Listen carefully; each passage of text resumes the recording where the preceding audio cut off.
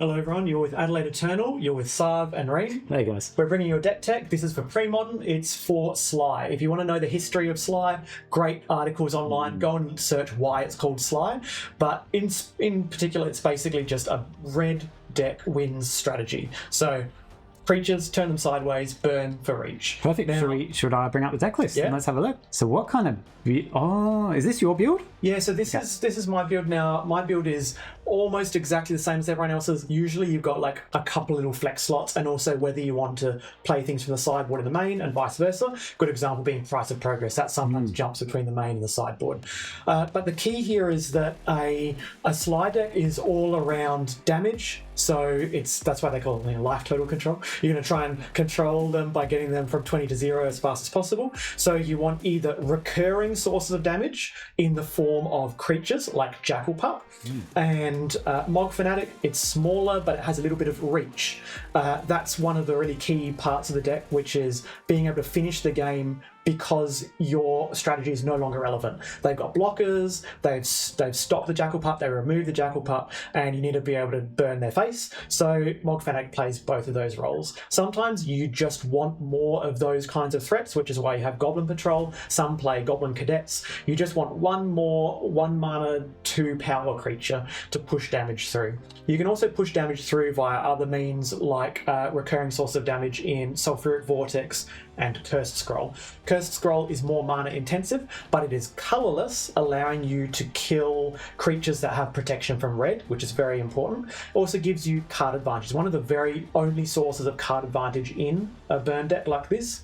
Whereas Sulfuric Vortex is inevitability. It also stops their Exalted Angels from gaining them life. Which I always forget about that. Exalted Angel is a banger in the form too, played in so many different decks. Best top end threat. The rest is reach. You've also got Grim Lavamancer as a form of reach, and then you've got your heavy hitters. So your heavy hitters are cards that give you a bulk amount of damage in one go, but they might be vulnerable to something. So for example, Ball Lightning, really good example of a heavy hitter, gives you 6 damage off the bat, but it's vulnerable to them having a blocker. It tramples over, but it certainly doesn't trample over a big Phyrexian Dreadnought. Then you've got heavy hitters like Price of Progress, but it is all based on their non-basic count. If they've got a lot of non-basics, it's your best heavy hitter. If they don't, and they're a monocolored deck, it doesn't do much at all. And Fire Blast, it's free, but it has a cost. The cost is almost never relevant. The main reason that I say that there is a cost is because sometimes you draw 2 or 3 of them, and then it's effectively a dead card. You can't actually cast enough of them because you don't have enough mountains. You also have other sources of recurring damage like Grim Lavamancer, but we'll talk a little bit more about that when we talk about our budget versions, because Grim Lavamancer is, although it's a budget card, it comes with the price tag of fetch lands. You need to have 8 fetch lands, which is a fair amount of the budget of the deck. It's probably about $600 or something. Like, it's a large amount of money in this version of the deck because you're looking at original prints. And Barbarian Ring does the same kind of thing. Gives you a little bit of reach at the end, but it requires that threshold. It requires your graveyard to be full.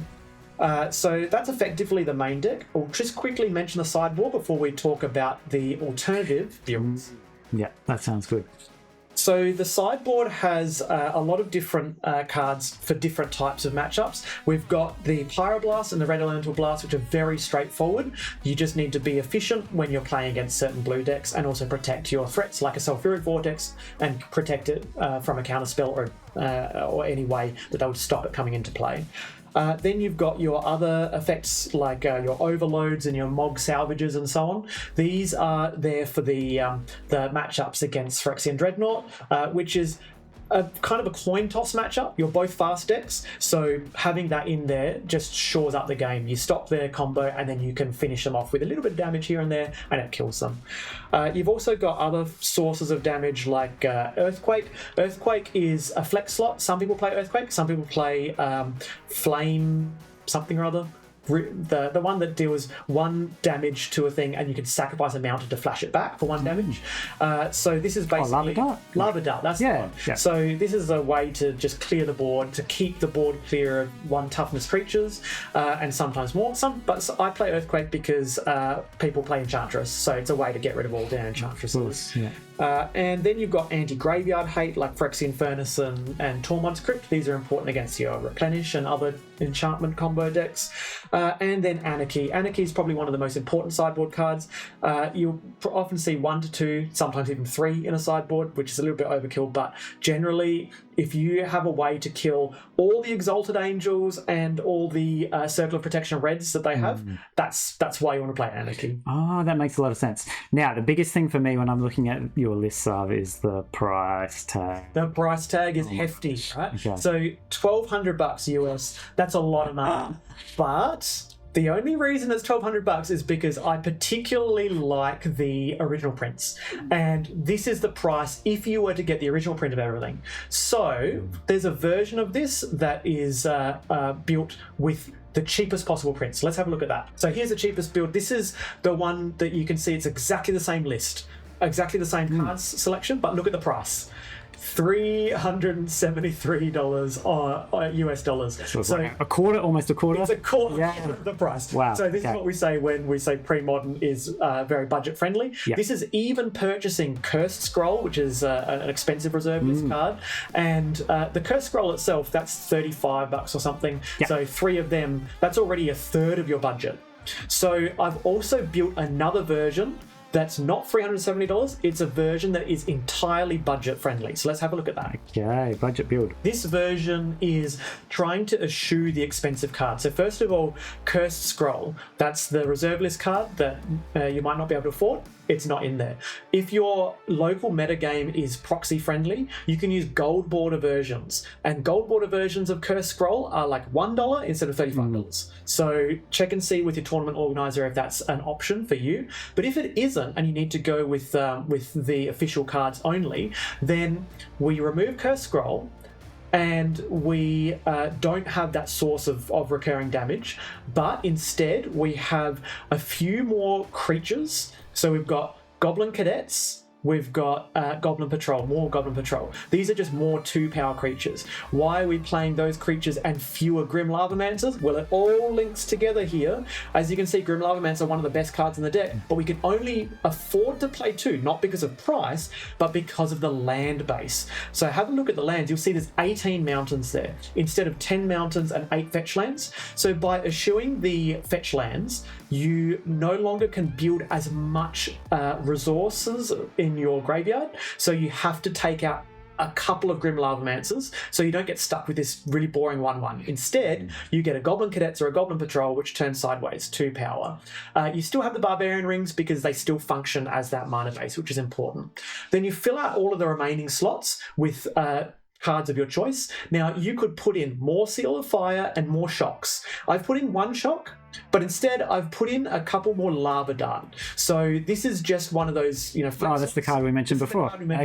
Exactly. So you could choose, if you want to just have shock, it does the same thing. It deals 2 damage in total. But Lava Dart, at the cost of sacrificing a mountain, it will allow you to kill 2 of your opponent's Jackal Pups or something like that. There are a lot of 1 toughness creatures in the format, so it's a good flex slot for your main board.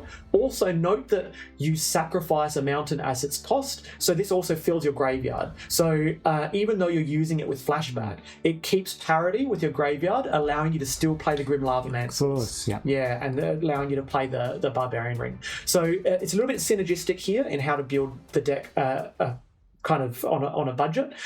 Note that in your sideboard you're running 2 Tormod's Crypts instead of a Phyrexian Furnace, because Furnace is like $8 now, and Crypts are like 50 cents. I bought my Furnaces not long ago, before, 1 year ago, and I don't know, maybe $2, $3, and with pre-modern getting more and more popular, it's already $8. So this is like, get on pre-modern for those kind of reasons, and that's why this build is designed for you to be able to transition it into the non-budget version. So build it like this, costs you $90, and then if at some point later on down the track you end up obtaining a Cursed Scroll, slide that one in. If you obtain a few more fetch lands, put them in, and then cut one of the Goblin Patrols and put in another Grim Lavamancers, and so on. So it allows you to transition into the budget not friendly version, and you can also choose which printings you want and progressively get higher on the price scale. But you could rock up to a tournament with this version of the list, and you'll do just as darn well as most other burn versions. It's just slightly different, has different angles available to you. And it's only $90.23. That's insane. Compared to the 1200 version, it shows you that there is a very, very good opportunities to make budget-friendly versions. But also, if you want to transition from being on a budget to, a totally pimped out version of the deck that you want, you can do that in Premodern and still play the game for a long time, which is awesome. So get on it, get on your Premodern cards. So that's the end of the deck tech, but if you want to check out the deck in action, there's a few more videos on our channel. There's also more deck techs coming out. We're going to make one for every deck that we play, especially the top tier decks, the premium decks that we're trying to play, and then we'll do deck techs for brews as well. And then we'll do matches for brews versus the established decks. So stick around, like, subscribe, follow us, and you'll get to do all those things. It really supports the channel. All right, look forward to seeing you again. See ya.